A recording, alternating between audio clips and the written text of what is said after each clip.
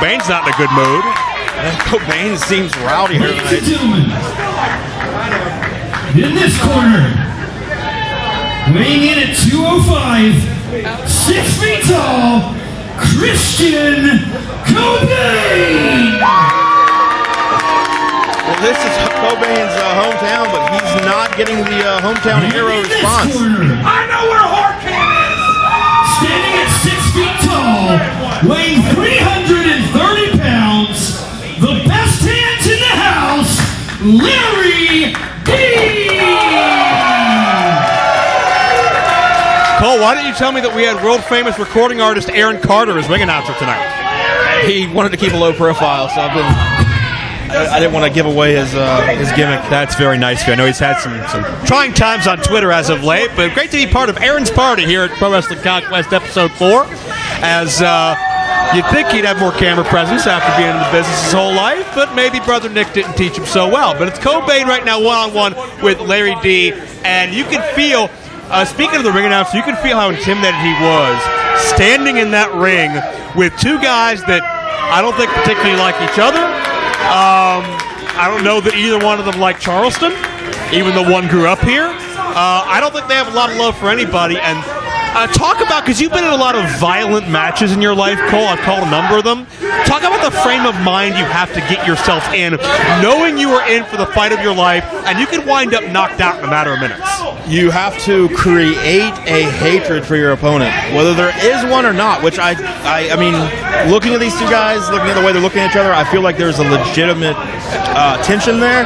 But if there's not, you're in this situation, you have to create that hatred, no matter what kind of mindset you need to go into that. Cole, am I correct in saying this is the promotional debuts of both of these athletes? I do believe you are correct about that. So it's not just the state of mind, it's not just that hatred, it's bragging rights, it's pride, it's career recognition. Wins and losses are so important. We've seen guys before, Cole, come in, have a great competitive matchup, but lose and not be heard of again. This is something where the competition grows in this organization time in and time out. We have the most talented roster tonight we've ever had, and if you want to stick around, you got to deliver results, and the pressure's on both these men.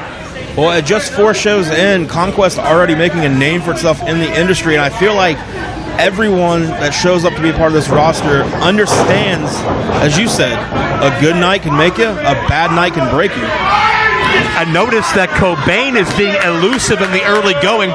We talked about, one shot is sometimes all Larry D needs. I think Kobain let his mouth. Kobain always has a bit of an attitude, no matter what the situation is. He always seems to have a bit of a chip on his shoulder, and tonight it might cost him. Yeah, if Kobain wants to act like he's better than everybody here tonight, he's got to prove it in a big way. Got caught. Oh, what a power slam! Not where you want to be if you're Kobain. That's not. He needs to be in control early, striking, getting the big man worn down, not getting thrown across the ring. This is just a rough and tumble Kentuckian looking to scrap with you.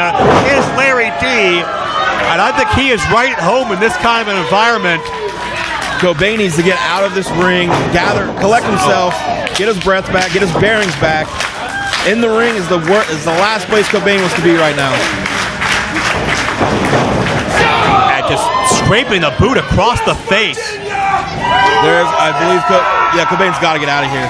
And the thing, Cole, about Larry D is he's not a stationary lumbering big man. He's got incredible mobility. He can use his speed. He can put that weight in motion and do even more damage with it. He's not a stereotypical one-dimensional wrestler. This guy can move. Yeah, even on the outside, Kobain not safe.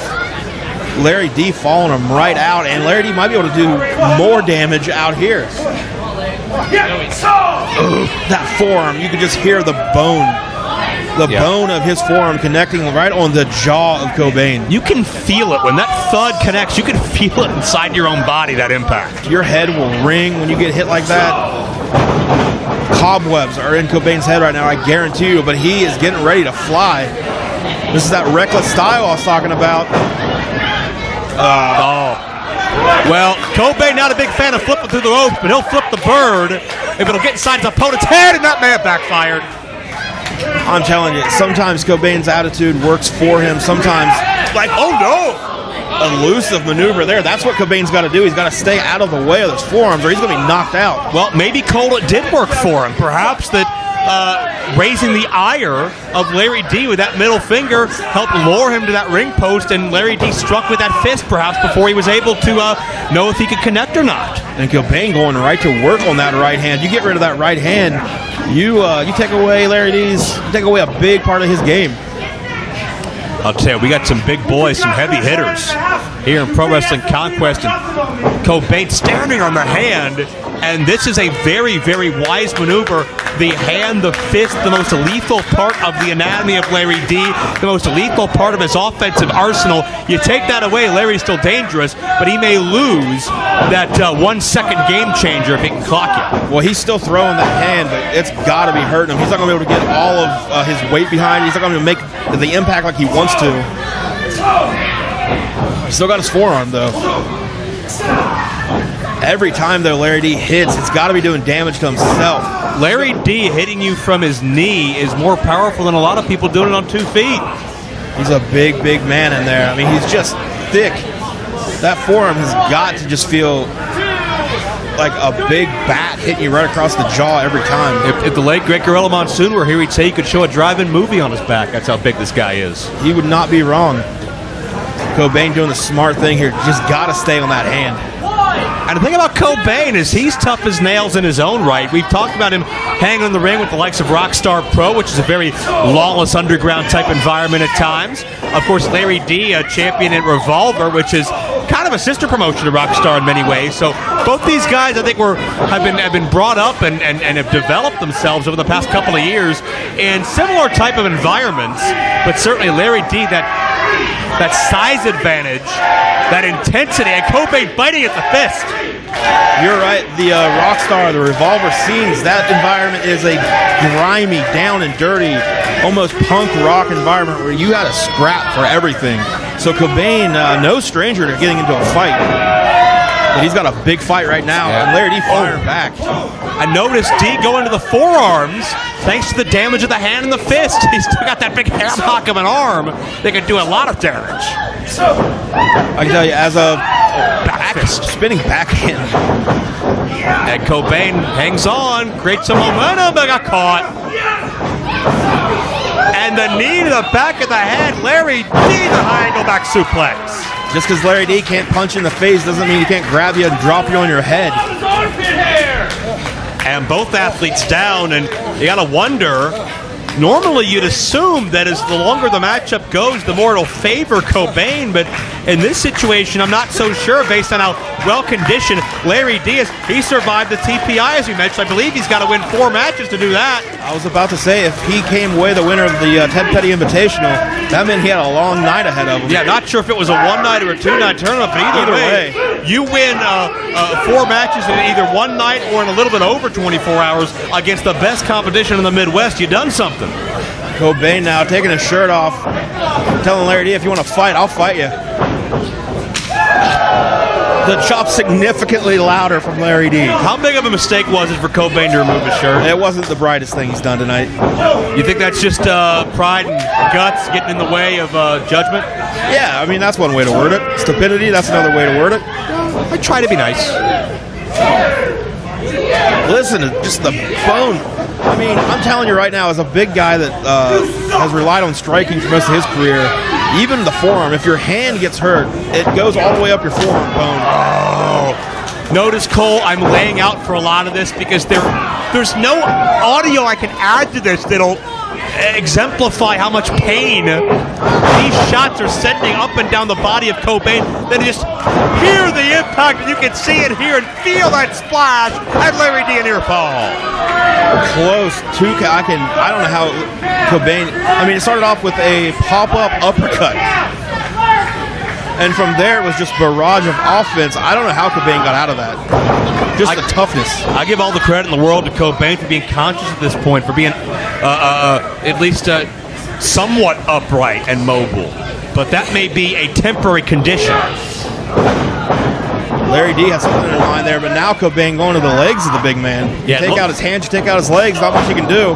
Looked like Kobain went for that thigh muscle And now hooking that thigh muscle in that leg for 2. And I think that was a desperation cover more than anything. Kobain didn't have Larry D softened up nearly enough. But I think Kobain may be grasping at straws at this point. Well, he might be, but sometimes you cover a guy just to kind of get a feel for where he's at.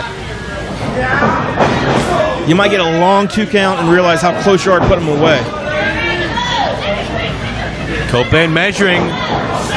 Larry D, the drop kick, looking to drive all the wind out of the midsection.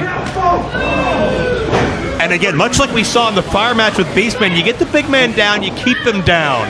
You neutralize that size, and now Kobain going to take a chance. He calls that "You'll float too," and we'll see if that's enough. Larry D is in trouble with an air fall.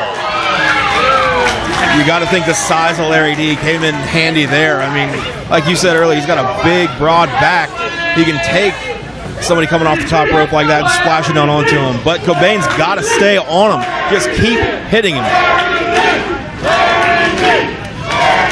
And this crowd has really adopted Larry D, who has not been part of this organization before tonight, but he's earned the respect and admiration of Charleston, to be sure.